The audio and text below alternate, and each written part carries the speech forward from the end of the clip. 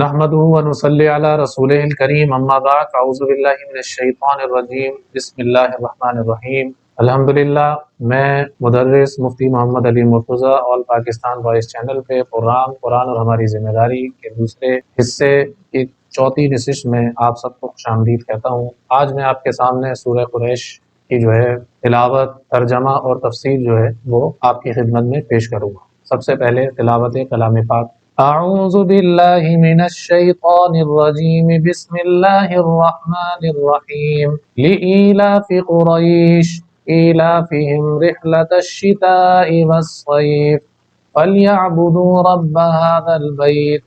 الذی اطعمهم من جوع وآمنهم من خوف صدق اللہ العظیم۔ ترجمہ: قریش کی الفت رکھنے کی وجہ سے ان کی وہ الفت جو سردی اور گرمی کے سفر کرنے سے ہے، سو ان کو چاہیے کہ بیت اللہ کی عبادت کریں، جس نے بیت اللہ کے رب کی عبادت کریں، جس نے انہیں بھوک میں کھانے کو دیا اور انہیں خوف سے امن دیا۔ یہ تھا سورہ قریش کا ترجمہ جو کہ آپ سب لوگ سن رہے تھے۔ تو یہ جو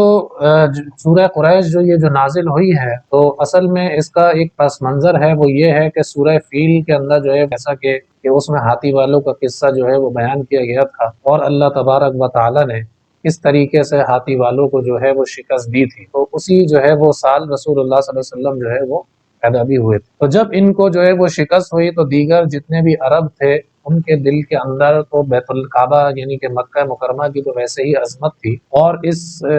واقعے کے بعد جو ہے ان کی عظمت اور بھی زیادہ دلوں کے اندر بیٹھ گئی۔ چونکہ یہ لوگ بیت اللہ کے متولی تھے، تو جتنے بھی عرب قبائل تھے وہ تمام کے تمام ان کی جو ہے وہ عزت اور ان کی عظمت جو تھی وہ ان کے دلوں کے اندر تھی،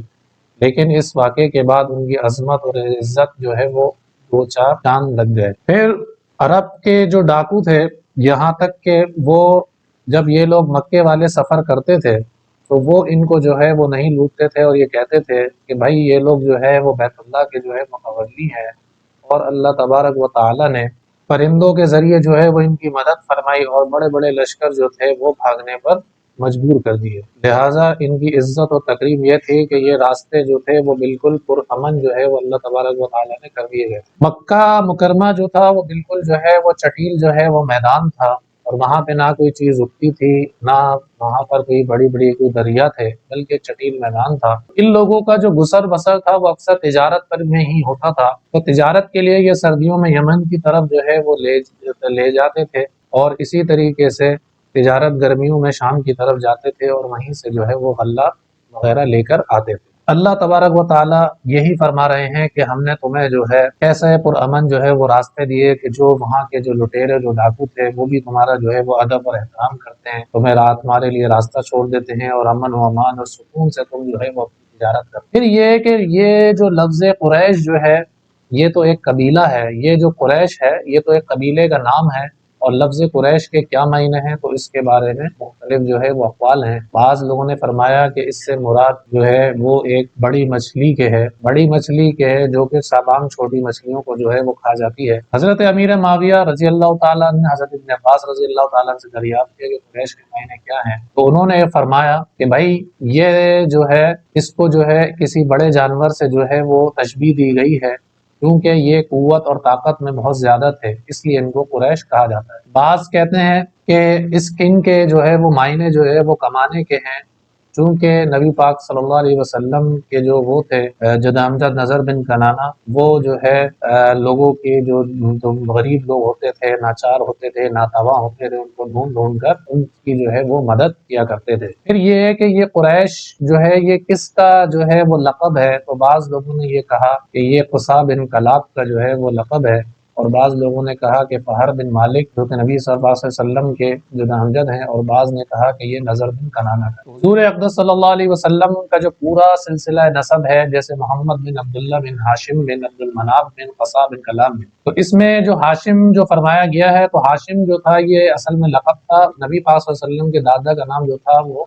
امر تھا، عبد مناف بن قصا بن کلاب بن، اور اسی طرح آپ صلی اللہ علیہ وسلم کے جو دادا تھے ان کا نام تھا شیبہ نام تھا، اور ہاشم بن عبد مناف، اور عبد مناف کا نام جو تھا وہ امر تھا، اور اسی طریقے سے جو قصا بات، تو بہرحال نبی پاک صلی اللہ علیہ وسلم کے جدا امجد میں سے کسی کا بھی یہ لقب تھا، اس وجہ سے آپ صلی اللہ علیہ وسلم کی قبیلہ ہے اس کو قریش کہا جاتا ہے، اور آپ کا جو خاندان ہے وہ ہاشم کے نام سے جو ہے مشہور۔ تو آپ صلی اللہ علیہ وسلم کا جو سلسلہ نسب ہے وہ اس طریقے سے ہے کہ محمد بن عبداللہ بن ہاشم بن عبد مناف بن قصا بن کلاب بن مرہ بن کعب بن لوی بن غالب بن فہر بن مالک بن نضر بن کنانہ بن خزیمہ بن مدرکہ بن الیاس بن مزر بن نزار بن عاد بن عدنان۔ تو حضور اقدس صلی اللہ علیہ وسلم نے فرمایا کہ حدیث میں آتا ہے کہ آپ صلی اللہ علیہ وسلم کو پیدا کرنے کے لیے اللہ نے حضرت اسماعیل علیہ السلام کو جو ہے وہ چنا، اور حضرت اسماعیل علیہ السلام کے بعد حضرت نظر کو جو ہے وہ چنا، اور اس کے بعد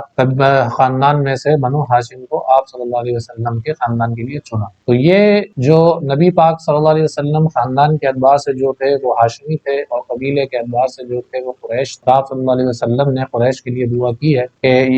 کہ اللہ تعالیٰ ان سے جو ہے جو بھی دشمنی کرے گا تو وہ اوندھے منہ گرے گا جب تک کہ یہ دین کو پکڑے رہیں گے۔ اور اسی طریقے سے حدیث میں ہے کہ الائمۃ من القریش، جتنے بھی خلفاء ہوں گے وہ قریش میں سے ہی ہوں گے۔ اور اسی طریقے سے ایک اور حدیث کے اندر آپ صلی اللہ علیہ وسلم نے فرمایا کہ قریش کے عالم سے کیا کرو، ڈرو، کیونکہ وہ کیا کرے گا، وہ علم سے کیا کر دے گا، دنیا کو بھر دے گا۔ تو بعض لوگوں نے اس کی حدیث کی خوشخبری جو ہے وہ امام شافعی رحمۃ اللہ علیہ کو جو ہے وہ قرار دیا گیا ہے۔ امام شافعی رحمۃ اللہ علیہ بھی قبیلہ قریش سے جو ہے وہ تعلق رکھتے تھے۔ تو بہرحال اس میں جو سب سے اہم بات وہ یہ ہے کہ دین کو بھی جو ہے وہ لازم پکڑنا جو ہے وہ ضروری ہے، صرف نسبت سے کام نہیں چلے گا، کیونکہ نبی پاک صلی اللہ علیہ وسلم نے فرمایا تھا کہ